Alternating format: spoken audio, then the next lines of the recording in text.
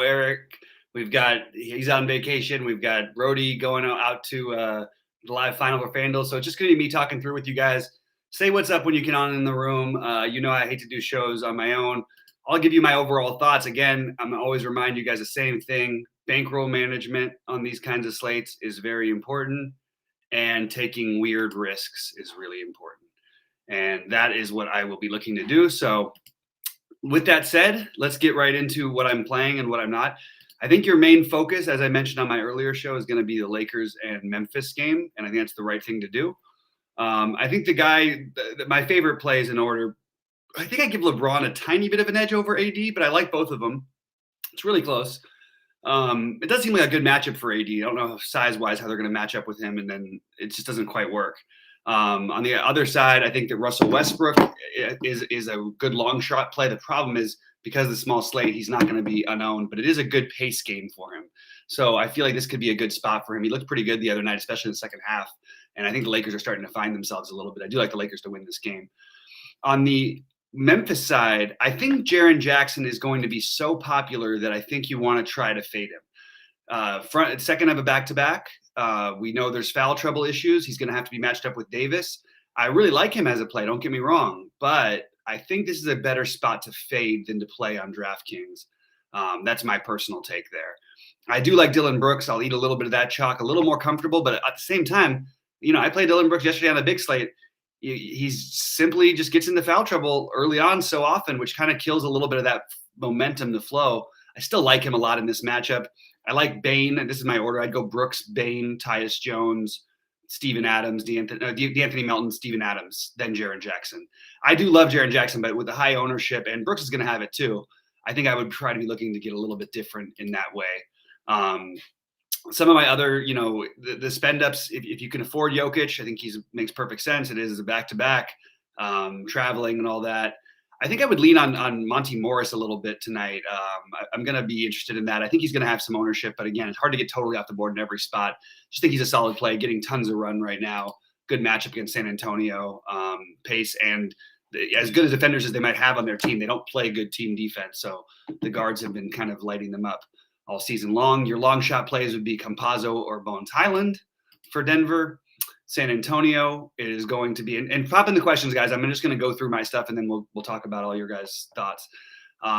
Derek White is going to be really popular. I'm fine with it, but I don't think it by any means it's a must. DeJounte Murray, unfortunately, is going to be owned because I like him as a pivot off of the LeBron AD range, but he's going to have the same ownership basically, and he's fine. He's a totally fine play. I'm probably going to fade Podol tonight. It's a tough matchup against Jokic. He's fine, but again, probably going to fade him. Doug McDermott is kind of an interesting tournament play. I think he's going to have his minutes. You're going to get Vassell back tonight, which is going to kill Lonnie Walker's, projection love. But at the same time, isn't this kind of when we should play Lonnie Walker? You got no ownership on Walker. And by the way, I don't mind if you want to play Vassell either. One of those two guys on DraftKings could end up being the difference maker for you. And I don't mind taking shots on either one of them. The problem is that they obviously do cut into each other, but still, we're going to have to find ways to get different. Speaking of ways of getting different, I like Jordan Clarkson on Utah as a way to get different. I like Mike Conley. I don't think it's that different. I sort of thought we might hear that maybe Utah would rest somebody on the back-to-back. Doesn't look like that's happening. Joe Ingles is interesting because he's 3,900, and it seems a little too cheap for me. So I am interested in Joe Ingles tonight. This is not my favorite game, but I do like Ingles anyway in it. On the other side, I think Danny Green is somebody we really should consider playing. When you get the low ownership, that's the only time. Low ownership, small slate, no obvious chalk. This is the time we should probably consider playing guys like Danny Green. So I think Danny Green is a strong tournament play. I think Seth Curry is a very strong tournament play. You look at what he's done lately. I mean, he flashes that ceiling. He can get you, 35 plus. He just put up 43 in the last game against Charlotte yesterday. And I think he's interesting. Now that, of course, you could say, hey, his dad grew up in Charlotte. Maybe he's taking more shots and all that stuff. But he was really efficient is really what it was about. More importantly, though, the usage was there, 22%. That's pretty solid for a guy who's as efficient as he is at 8 assists yesterday. I think that he's an interesting tournament play because I'm just looking for guys who won't be owned. So that's why he sort of stands out to me. Obviously, Embiid's a strong play always, but I don't think that against Gobert here, like if everybody was going to get off it, he was going to be 10 or 15%, I'd be into it, but 20+%, maybe going to look the other way to try and get away from that. The other interesting one for Philly is Maxey in terms of no ownership. I think it's probably too thin, but I think there's a path there for him to get there. Now, I'm only mentioning it because you've got him at 63 on FanDuel. He's going to have some ownership on FanDuel, actually. Maybe at no ownership on DraftKings, he's a way we can get different. So with that, that's sort of my overall outlook of the slate. Core guys are going to be the Lakers, Memphis guys, and there's all different ways you can play them. And I'm going to get over and take a look at the questions now. Thoughts? What about Rudy Gay or Jeff Green as value? I think that's viable. I actually like that point, especially on the second of a back-to-back. Now, again, I sort of was assuming I don't see Jeff Green as value though. Like, I mean, what is his price? He's 4,800. Is that really value? And he's actually going to have ownership. I will choose to pass on Jeff Green at high ownership. And I mean, yeah, every now and then he might, make all of his shots or get a bunch of rebounds. But he had that one outlier game against Chicago the other day. Has been playing a lot of minutes. So you could take that shot. It's not what I'm doing, but I don't mind it at all. I think I would rather play a guy like Clarkson at the same price. Personally, and you're going to get similar ownership on both of them. And Clarkson, I think, is just going to get there more often. So I'll keep addressing some of these questions here that chat's bringing up. Good question though about the Rudy Gay one. Let's talk about Rudy Gay. So what can we expect from Rudy Gay? I've always had a hard time in DFS, but not on small slates, playing guys who don't play minutes really, don't play significant minutes. I think it's a little bit of a downgrade to Gay that Whiteside's playing, and Rudy Gay is going to be popular. Like, I mean, wouldn't we be better off playing Danny Green than Rudy Gay? And Danny Green at what, 1/10 the ownership of Rudy Gay, and a cheaper price tag? That makes sense to me. And Rudy Gay did play his season high of minutes, or basically tied for his season high of minutes last night in 22. But he's, completely logical play. Just again, not really getting crazy off the board with that one. But I mean, again, it's hard to get crazy off the board today. So I'm trying to just go for these other situations. I think Thad Young is an interesting question that just got brought up there.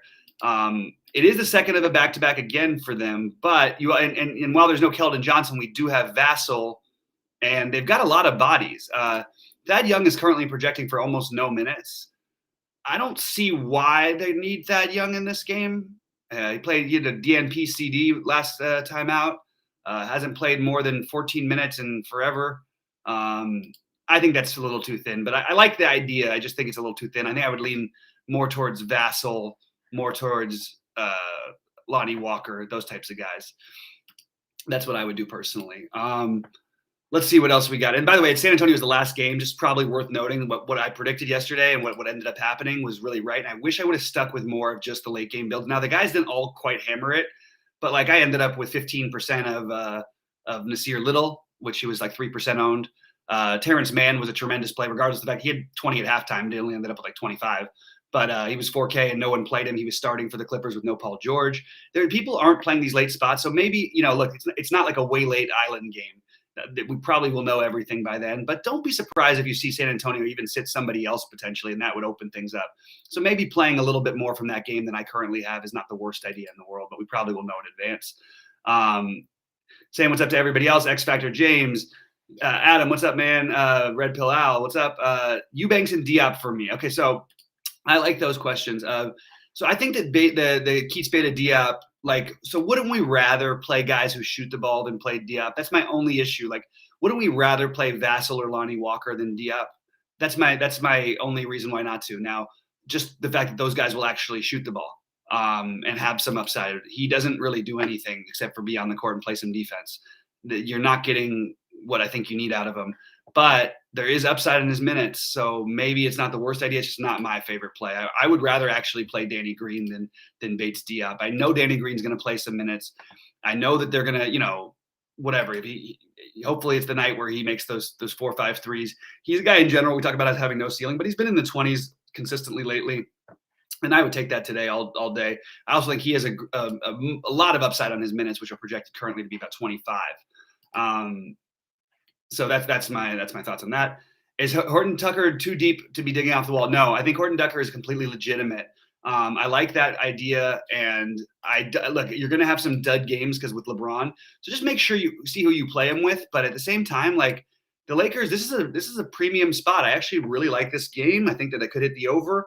I think the Lakers are going to win the game, but I think that it's going to be a competitive game, and I think you're going to see, there's some guys with upside. I think Malik Monk and Carmelo are both firmly in play. But I don't mind the Horton Tucker play, and I think he's going to be owned too a little bit. He's pretty much in that 30 range, or sorry, in the 25 plus range projecting. So he's going to sort of get some ownership, and he can get 30, maybe a little bit higher with LeBron out there. But it is hard for him to see hitting the whole ceiling with the other three all playing. That's the only thing that concerns me about him.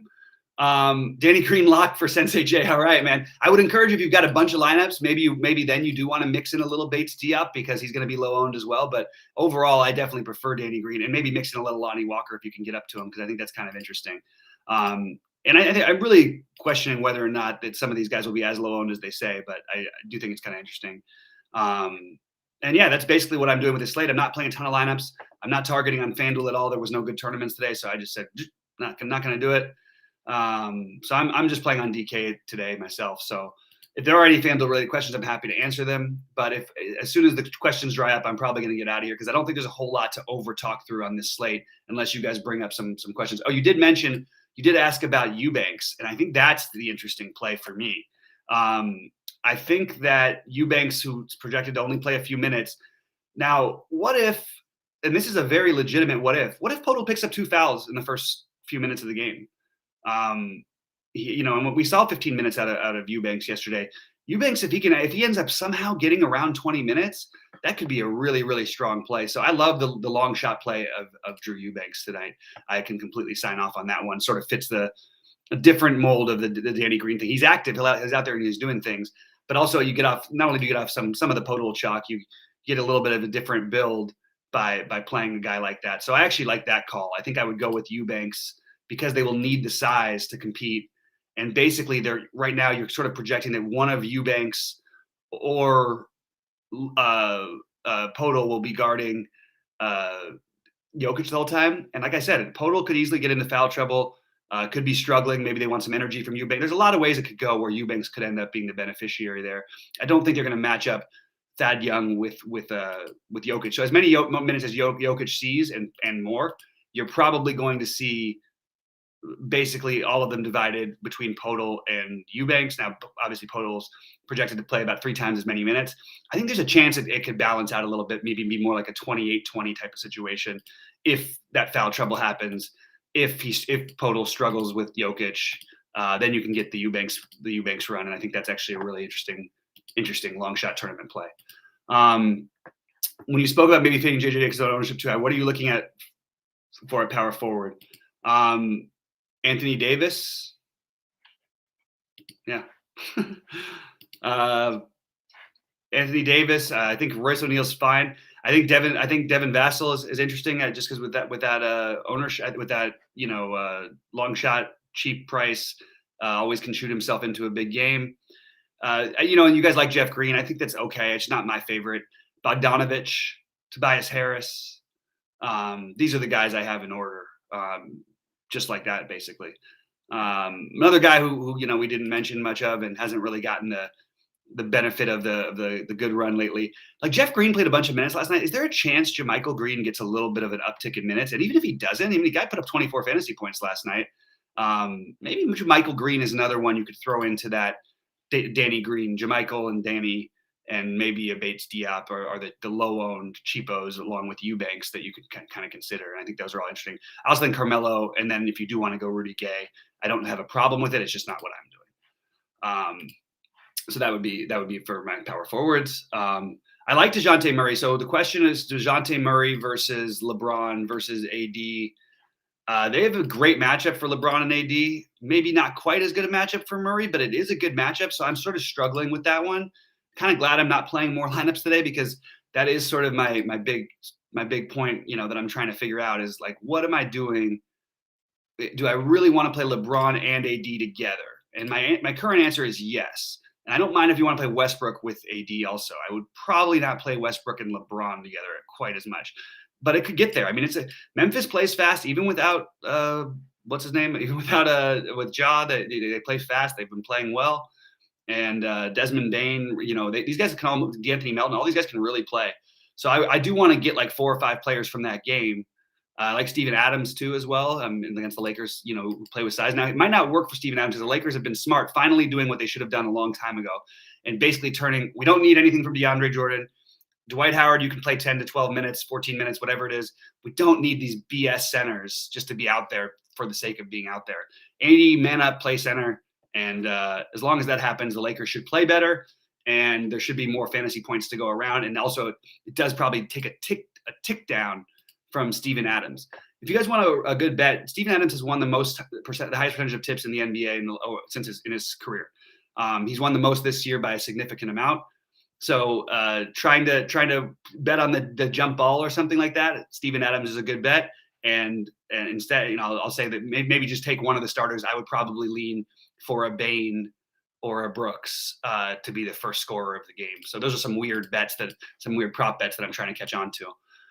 Other than that, guys, that's pretty much where I'm at. I don't really have a whole lot to get into. I don't have a ton of lineups going. I'm just sort of plugging away, just doing the regular stuff with mixing in the Danny Green. Now, if you play Danny Green with one of the other guys, with a JaMychal, with a Eubanks, with a Bates, that's how you could maybe win a large field tournament. You get 25 out of those guys, or maybe the occasional weird Danny Green game where, what did he put up, like 70 in a game last year or something when he made like 9 threes.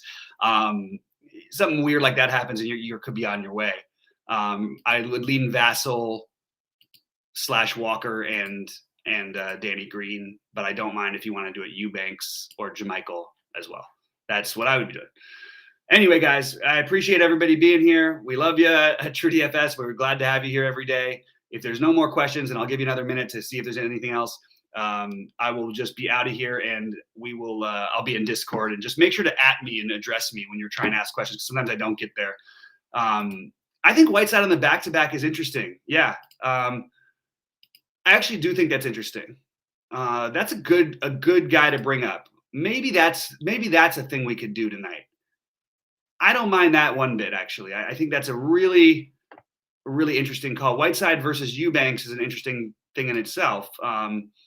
Yeah, I think that's an interesting thing you could do because Philly will play with size the entire game. So let's say, Gobert is projected to play 35 minutes. Let's just say, for argument's sake, he plays 32 minutes. It is a back-to-back. Unlikely if you have a blowout, but you never know. And if he plays 32 minutes, which is basically the general range that he's in, instead of the 35, then you might get like 15, 16 minutes of Whiteside. I think that's pretty interesting. I'm not opposed to that whatsoever. Embiid had the foul trouble last night, so you got a lot of Drummond minutes, but Drummond's price they just make basically unplayable. Somehow he still has gotten there a couple times lately, even with that unplayable price, or gotten close to there, I should say. But I really like the idea of Whiteside. I think that's a great large field GPP tournament play. That's pretty much it for me, guys. I wish everybody luck, and I will be in Discord, and my bets and everything are up on the site, and let's get them tonight. Good luck, everybody.